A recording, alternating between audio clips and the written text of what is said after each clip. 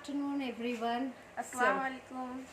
Welcome back and आज हमारी छोटी सी गपशप में हम बातें करेंगे जन्नत से कि जन्नत के क्या सवाल है, या जन्नत जैसी बहुत सारी लड़कियां जो अभी पढ़ाई कर रही हैं, कंपटीशन की तैयारी कर रही हैं, तो उनके क्या सवाल है, किस तरह की परेशानियों का सामना उन्हें करना पड़ता है, या फिर सिर्फ परेशानियां ही क्यों, क्या अच्छी बातें हैं, और ये क्या करना चाहती हैं ये छोटी छोटी बच्चियाँ, और किस तरह के चैलेंजेस हैं इनके लाइफ में। सो आज चलें जन्नत से करते हैं छोटी सी बातचीत, और मुझे लगता है ये सवाल बहुत सारी और भी बच्चियों के होंगे। हाँ जन्नत, क्या सवाल है आपका? मेरा ये सवाल है मैम लाउडली। हाँ। मेरा ये सवाल है मैम कि मैं जैसे कंपटीशन की तैयारी के वक्त अपने काम को, घर के काम को, पढ़ाई को और से अपने मतलब टाइम को कैसे मैनेज करूं, कैसे एक साथ हो कि सब चीज़ काम हो भी जाए, पढ़ाई भी हो जाए, पढ़ाई भी स्किप नहीं कर पाऊँ। ये सवाल है मेरा। ओके। सो जन्नत का सवाल है कि आ, वो अपनी पढ़ाई को, काम को, बाकी चीज़ों को वो कैसे मैनेज करें। सो मैं बिल्कुल इसका जवाब देना चाहूँगी, क्योंकि आज भी हमारी सोसाइटी की एक सोच है कि अगर लड़कियां पढ़ रही हैं तो उनको पढ़ाई के साथ साथ बहुत सारे घर के काम भी कर लेने चाहिए, और उसके बाद फिर जो वक्त मिलता है वो अपनी पढ़ाई को दें। बहुत हद तक ये सोच बदली है, मैं ये नहीं बोलूँगी कि हर जगह ऐसी सोच है, लेकिन हाँ फिर भी ये हमारी एक सोसाइटी की सोच है। और थोड़ा ये भी हो जाता है कि हम बाय नेचर भी जिम्मेदार होते हैं, मतलब हम ना भी करना चाहें ना, कोई हमें ना भी बोले तो थोड़ी हम ऐसी, मतलब लड़कियों में ये चीज़ होती है कि हम अपने आप को काफ़ी रिस्पॉन्सिबल समझते हैं हर चीज़ के लिए। तो अब है कि अपनी चीज़ों को मेंटेन कैसे करें। करना तो सब कुछ है, अब ऐसा नहीं है कि आप अगर घर के काम कर रहे हैं तो आप पढ़ाई छोड़ देंगे, या फिर आगे आप ज़िंदगी में आगे नहीं बढ़ेंगे, या फिर आप ज़िंदगी में आगे बढ़ रहे हैं तो आप फैमिली के जो लाइफ है उसको बैलेंस नहीं करेंगे। तो करना सब कुछ है। और ये बताने से पहले मैं थोड़ा एक बार जो पेरेंट्स हैं हमारे, उनसे भी रिक्वेस्ट करूँगी कि काम का जो बोझ है ना, जो आपके बहुत सारे जो वर्क हैं, उसको सिर्फ एक बच्चे पे, या फिर अगर वो गर्ल चाइल्ड है तो उस पे नहीं दे, मतलब इक्वली जैसे लड़कों की ज़रूरत है लड़कियों की भी ज़रूरत है, तो उस पे आप थोड़ा जो है ना, यहाँ पे घर में इक्वलिटी होना बहुत ज़्यादा ज़रूरी है, ठीक है। और लड़कियों का मतलब मैंने देखा है, लड़कियां होती भी थोड़ा ज़्यादा मतलब इमोशनली बैलेंस्ड भी होती हैं, और लड़कियां इमोशनली थोड़ा सा उनका एक होता है एक लगाव घर से, तो वो वैसे भी अपनी जिम्मेदारी बखूबी समझती हैं। तो लेकिन ये एज ए पेरेंट्स हमारा काम है कि हम इन सब चीज़ों को इक्वली कैसे अपने बच्चों में डेलीगेट करें। तो सबसे पहले तो मैं ये बोलना चाहूँगी कि आप अपनी प्रायोरिटीज़ डिसाइड करें कि आपकी प्रायोरिटीज़ सो ऑब्वियसली अभी जिस स्टेज में आप हैं, या बहुत सारी बच्चियाँ इस स्टेज में होंगी, उनकी प्रायोरिटी बिल्कुल पढ़ाई होनी चाहिए। तो बहुत ज़्यादा घर के काम पे मैं नहीं बोलूँगी बहुत ज़्यादा फोकस करने के लिए, बट स्टिल जब हम एक फैमिली की तरह रहते हैं तो मिल बांट के सारी चीज़ें कर ही लेते हैं। बहुत ज़्यादा रिस्पॉन्सिबिलिटी लेने की ज़रूरत नहीं है। इतनी रिस्पॉन्सिबिलिटी मत ले लें कि आप खुद को थका लें। अपने काम को थोड़ा डेलीगेट करने की भी कोशिश करें। डेलीगेट कैसे? घर में और भी मेंबर होंगे, आप देखें कि वो कौन सा ऐसा वर्क है जो उनसे कराया जा सकता है। तो हो सकता है जैसे बहुत सारे अभी पेरेंट्स हैं तो वर्किंग प्रोफेशनल हैं, तो अब उनको बाहर जाना ही है, आप घर पे हैं, आप ये रिस्पॉन्सिबिलिटी ले रही हैं, तो थोड़ा और भी जैसे आपके छोटे भाई बहन हैं जो भी हैं, तो उन पर थोड़ा डेलीगेट करने की कोशिश करें, और उनसे इसमें कोई बुरी बात या ख़राब बात नहीं है।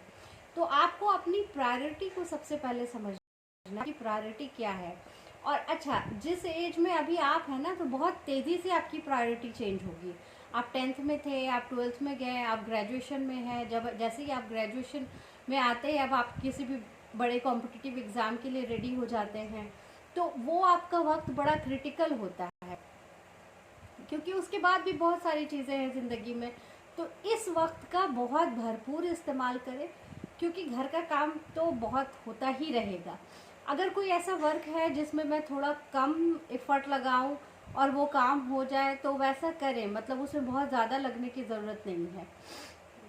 जैसे बहुत सारी चीज़ें हैं, मतलब बहुत सारी चीज़ें, जैसे लड़कियां मैं देखती हूँ कि वो एक बिल्कुल अपनी रिस्पॉन्सिबिलिटी ले लेती हैं, नहीं ये मैं ये मैं करती हूँ या मैं मुझे ही करना है, ऐसा कुछ नहीं। जैसे सिंपल सी चीज़ है, फूड सर्व करना है तो वो बाकी लोग भी फूड सर्व कर सकते हैं, और फूड सर्व करने में अच्छा खासा टाइम लग जाता है। तो आपको, या फिर मैं बहुत सारी बच्चियों को देखती हूँ कि खाना खाना है तो वो बाकी मेंबर्स का इंतज़ार कर रहे हैं। नहीं, आपको पढ़ाई करनी है, आप खाना खाइए, आप अपनी पढ़ाई कीजिए, जिसकी जैसी भी रेसिपी है। दूसरी चीज़ है कि अपने दिन को बहुत ज़्यादा ऑर्गेनाइज करने की कोशिश कीजिए। जैसे मैं हमेशा बोलती हूँ, अपने दिन को प्लान करें। तो प्लानिंग में जब आप ऑन पेपर पेंसिल से आप प्लानिंग करना शुरू कर देंगे ना पेपर पे, तो आपको पता चलेगा कि आप कितना अपना टाइम जो है किस चीज़ में देते हैं। तो पूरे दिन का एक प्लान होना बहुत ज़रूरी है। और जो पढ़ाई का, मुझे ऐसा लगता है कि अपने मोस्टली वर्क जो है अर्ली आवर्स में निपटा लिया करें, क्योंकि मोस्टली मैं जो यंगस्टर्स में एक ये ट्रेंड देखती हूँ लेट से उठने का। ये जो लेट से उठने वाला है ना, वो आपका अर्ली आवर्स जो है वो बिल्कुल बर्बाद कर देता है, क्योंकि आप सबसे बहुत ज़्यादा प्रोडक्टिव होते हो उस वक्त। उसके अलावा भी पूरे दिन में एक टाइम आपका ऐसा होता है जिस टाइम में आप बहुत ज़्यादा प्रोडक्टिव होते हो, वो हर की लाइफ में अलग अलग होता है।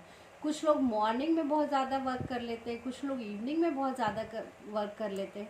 तो थोड़ा उस हिसाब से भी, या मतलब उनको चीज़ें बहुत ज़्यादा उस वक्त समझ में आती है, तो वो चीज़ भी फाइंड आउट कीजिए कि आपकी ज़िंदगी में वो कौन सा वक्त है जिस वक्त आप पढ़ाई बहुत अच्छे से कर पाते हो। तो वो एक चीज़ है। दूसरी चीज़ है कि तो अपना एक प्लान तैयार कर लीजिए, अपना एक गोल सेट कर लीजिए। मुझे ऐसा लगता है वीकली गोल ज़रूर होना चाहिए। बहुत वीकली गोल बहुत बड़ा गोल नहीं होगा, लेकिन आपके छोटे छोटे से अचीवमेंट होंगे। जैसे कुछ चैप्टर्स है तो मुझे ये 2 चैप्टर या 3 चैप्टर ये कंप्लीट कर लेना है हर वीक। और अपने आप को एनालाइज भी कीजिए कि कहाँ पे आपकी एनर्जी बहुत ज़्यादा बर्बाद हो रही है। जैसे अभी ही मैं देखती हूँ, मैं सोशल मीडिया को बुरा नहीं मानती, या फिर मेरा ऐसा मानना नहीं है कि सोशल मीडिया बिल्कुल ख़राब भी है, लेकिन आप अभी जिस स्टेज में है वहाँ पे यूज़ और मिसयूज़ जो है, और अब्यूज़ तो क्या है कि आप सोशल मीडिया में इतना ज़्यादा उसमें घुसे हैं कि आपको फिर फुर्सत ही नहीं है बाकी किसी चीज़ के लिए। मिसयूज़ भी ये है कि आप बहुत ज़्यादा टाइम स्पेंड करने। मैं क्या बोलती हूँ, सोशल मीडिया का यूज़ कीजिए। जैसे अभी आप लोग के लिए क्या, आप ऐसे यूट्यूब वीडियोस देखिए जो कि आपके लिए फ़ायदेमंद है, हाँ, जहाँ से आपको नॉलेज मिल रहा है। अच्छा, बहुत सारे ऐसे वक्त होते हैं जिस वक्त हम काम भी कर सकते हैं और सोशल मीडिया के ज़रिए अपनी पढ़ाई भी कर सकते हैं। जैसे पर्सनली मैं ऐसा करती हूँ कि जब मैं किचन में होती हूँ तो मैं उस वक्त न्यूज़ सुन लेती हूँ। तो यूट्यूब पे मैं कुछ न्यूज़ मैंने ऐसा लगा दिया और फिर वो मैं सुन लिया, या कोई ऐसा टॉपिक था जिस पे मुझे रिसर्च करना है तो काम करते वक्त वो मैंने सुन लिया। तो मैं ऐसा करती हूँ मोस्टली, मतलब जैसे मैं सुबह आराम से 1.5 घंटे किचन में मेरे स्पेंड हो जाते हैं, या फिर मैं जो हूँ रात में 1 से 1.5 घंटे करीब रात में मैं आराम से किचन में होती हूँ। तो उस वक्त वो बहुत अच्छा टाइम होता है, क्योंकि आप क्या कर रहे हैं, आप खाना बना रहे हैं और बाकी कोई चीज़ नहीं हो रही है, तो आपका फोकस आराम से मतलब सुन के ही आप वो चीज़ें समझ ले रहे हैं कि क्या हमारे देश विदेश में हो रहा है। तो स्पेशली जो बच्चियाँ कंपटीशन की तैयारी कर रही हैं, करंट अफेयर्स की तैयारी कर रही हैं, तो वो अपना नॉलेज बढ़ाने के लिए उस टाइम ऐसे वीडियोस पहले सेलेक्ट कर ले जो आप खाना बनाते समय या बाकी किसी काम को करते समय कर सकते हैं। तो ये चीज़ें हैं। उसके अलावा हमेशा जो है अपने आप को, जैसे 1 वीक का आपने टारगेट बनाया था तो जस्ट गो बैक एंड सी कि वो चीज़ें आपकी हुई या नहीं, या फिर 1 दिन का ही जो आपने प्लान बनाया था तो सुबह से लेकर शाम तक गो बैक एंड सी वो चीज़ें हुई या नहीं। ये चीज़ें आपको क्या करेंगे, लाइफ में धीरे धीरे डिसिप्लिन्ड बना देंगी। अब क्या है कि आपको जैसे जैसे आपका प्रैक्टिस बेहतरीन होगा, आपका डिसिप्लिन बेहतरीन होगा, आप अपने प्लानिंग के हिसाब से काम करते जाएंगे, वैसे वैसे देखेंगे आपके अंदर बहुत इम्प्रूवमेंट हो रहा है। और जो बेकार की चीज़ें थी ना, जो आपके टाइम को बर्बाद करने वाली चीज़ें थी, वो खुद ब खुद एलिमिनेट होती चली जाएगी आपकी लाइफ से। तो ये फ़िलहाल के लिए कुछ टिप्स हैं मेरी तरफ से। इंशाल्लाह हम लोग फिर बातचीत करेंगे इस इन सारे टॉपिक्स पे, और फिर डिस्कशन करेंगे और कुछ अच्छे टिप्स और देंगे, क्योंकि वीडियो काफ़ी ज़्यादा बड़ा हो रहा है। So thank you for the advice ma'am. Most welcome. और मैं बाकी बच्चियों से भी बोलूँगी कि बच्चियों से बोलूँगी कि आप लोगों को अगर इस तरह की परेशानी हो, किसी भी तरह की लेनी हो, तो मुझे कमेंट बॉक्स में ज़रूर लिखें, ताकि मैं मेरा जो एक्सपीरियंस है वो मैं आपके साथ शेयर कर सकूं, और मुझे बहुत खुशी होगी अगर आपकी लाइफ में इसके थ्रू कुछ अच्छा हो। सो चैनल को लाइक कर सकते हैं, शेयर कर सकते हैं, सब्सक्राइब कर सकते हैं, और thank you so much for watching. Thank you.